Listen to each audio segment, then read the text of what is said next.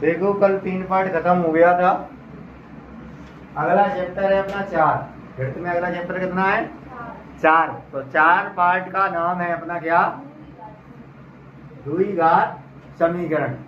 यानी कि समीकरण एक घाती भी होता है और द्विघाती भी होता है। यानी समीकरण में घात तो जानते हो कि नहीं जानते?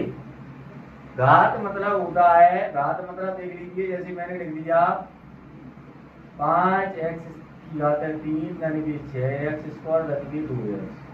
ठीक है। यदि इसकी घात पूछी जाए तो कितनी है? 1। जिसकी घात लगी नहीं दिख रही है उसकी घात कितनी होती है?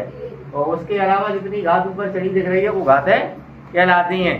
तो पाठ का नाम है अपना द्विघात समीकरण, अर्थात जिस पर 2 घातें नहीं होंगी तो वो द्विघात समीकरण कहलाएगा। अब इसमें महत्वपूर्ण चीज देखो, द्विघात समीकरण भी मैंने लिख दिया है। पाठ का नाम है तो द्विघात समीकरण होता है ax square plus bx plus c। इसके लिए अपन कौन सा समीकरण बोलते हैं? द्विघात समीकरण। ठीक है।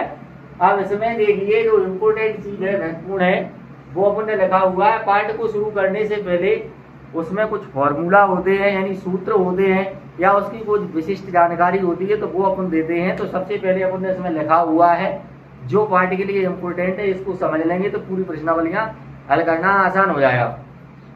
तो नंबर 1 में लिखा हुआ है चर x में एक द्विघात समीकरण ax square plus bx plus c बराबर 0 के प्रकार का होता है जहां a b c वास्तविक संख्याएं हैं और a बराबर नहीं है 0। यानी द्विघात समीकरण कब कहलाएगा? जब a की वैल्यू 0 ना हो। a की वैल्यू कैसी ना हो? अगर a को मान 0 हुई है तो फिर दो घात वाला पता ही नहीं आ रहा। समझ में आ रही बात? कहना अगर a की वैल्यू 0 गुणा x स्क्वायर करोगे तो दो घात वाला तो चला ही जाएगा, तो एक घात वाला कहलाएगा। तो द्विघात समीकरण कब कहलाएगा?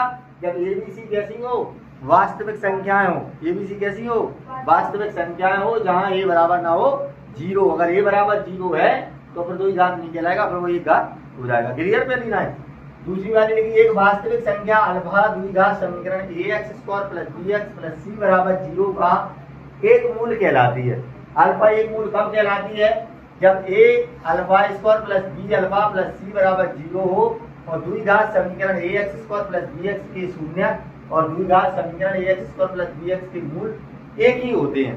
यानी कि जाके जो शून्य का है और इसके मूल जो आए वो दोनों अगर एक ही है तो फिर क्या मतलब एक ही हो तो वो क्या कहलाता है? द्विघात समीकरण कहलाता है। यानी कि जो शून्य दिए हैं और जो इसके मूल निकल के आ रहे हैं अगर वो एक ही है तो वो समीकरण कैसा कहलाएगा? द्विघात समीकरण कहलाएगा। तीसरी लाइन में लिखा है यदि ax square plus bx plus c comma a बराबर नहीं है 0 के दो रैखिक गुणकों में गुणनखंड कर सके तो द्विघात समीकरण x square plus bx plus c बराबर 0 के मूल प्रत्येक गुणक के शून्य के बराबर करके प्राप्त कर सकते हैं। मतलब शून्यकों को बराबर, जैसे कोई भी गुणनखंड आ गया x माइनस 3 है तो बराबर में 0 रखेंगे तो x बराबर हमसे क्या आ जाएगा? 3 आ जाएगा। यानी बराबर करके जो अपने मान निकाल सकते हैं। तो कहने का मतलब ये है कि द्विघात समीकरण के मूल प्रत्येक गुणक को शून्य के बराबर करके प्राप्त कर सकते हैं। शून्य के बराबर करके क्या कर सकते हैं? प्राप्त कर सकते हैं। अब द्विघात समीकरण ये इम्पोर्टेंट लाइन है, जे वाली और जे वाली, क्योंकि इनमें जो 3 नीचे फॉर्मूला दिए हैं वो महत्वपूर्ण है और चौथे नंबर पर जो दिया है वो भी महत्वपूर्ण है, क्योंकि इसी से अपने को प्रश्नावली के पूरे सवाल करना है। प्रश्नावली के पूरे सवाल करना है। तो द्विघात सूत्र द्विघात समीकरण तो दे दिया है और मूल यानी फॉर्मूला दे दिया है माइनस के B plus minus B square minus के 4ac बटी में 2a। काय का समीकरण है? द्विघात सॉरी काय का सूत्र है? द्विघात का। द्वारा दे होता है यदि बी स्क्वायर माइनस के 4ac बड़ा हो या बराबर हो काय के 0 के, या तो 0 से बड़ी वैल्यू आए या फिर 0 आए तो ये कैसे हो जाएंगे? मतलब मूल कैसे निकलेंगे? द्विघात समीकरण से मूल निकलेंगे। कैसे निकलेंगे? या तो 0 से बड़े निकलेंगे या 0 के बराबर निकलेंगे। ठीक है। अब देखो द्विघात समीकरण अगर इसमें a बराबर नहीं है 0 में, पहली कंडीशन है दो भिन्न वास्तविक मूल होते हैं।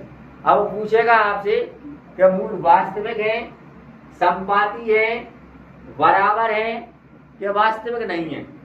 वास्तविक है कब आएगा? जब बी स्क्वायर माइनस 4ac विभक्ति करेगा सूत्र है, इकाई का सूत्र है विभक्ति करेगा।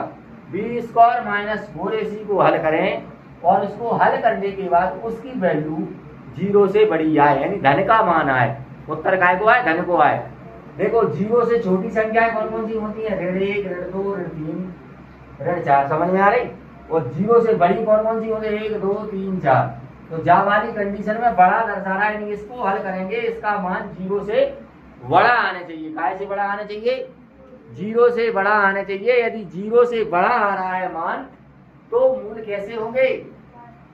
तो भिन्न वास्तविक मूल होते हैं। मूल कैसे कहलाएंगे? वास्तविक कहलाएंगे। यदि दूसरी कंडीशन दी है नीचे, यदि दो बराबर मूल अर्थात संपाती या वास्तविक मूल होते हैं। वास्तविक कब आएंगे? बराबर कब आएंगे? जब आपका मान जीरो आए। जब आपका मान जीरो आए तो कैसे होंगे मूल? बराबर होंगे या संपाती होंगे। ठीक है, तो ये वाली कंडीशन समझ में आ रही? मूल वास्तविक कब होना है?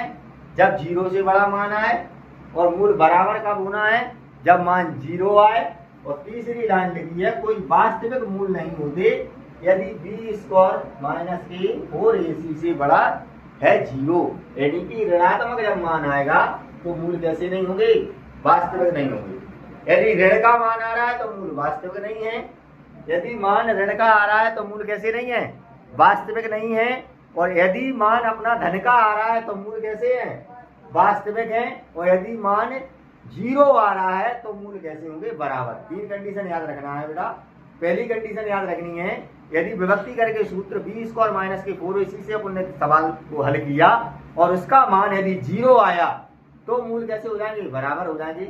यदि जीरो से बड़ा आया तो मूल कैसे हो जाएंगे? वास्तविक हो जाएंगे।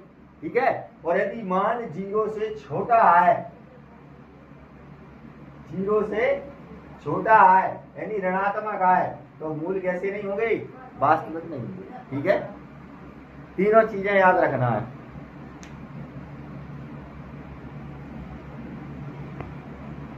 क्लियर? इसमें आगे बढ़ जाओ।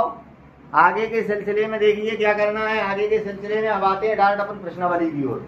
की ओर आते हैं।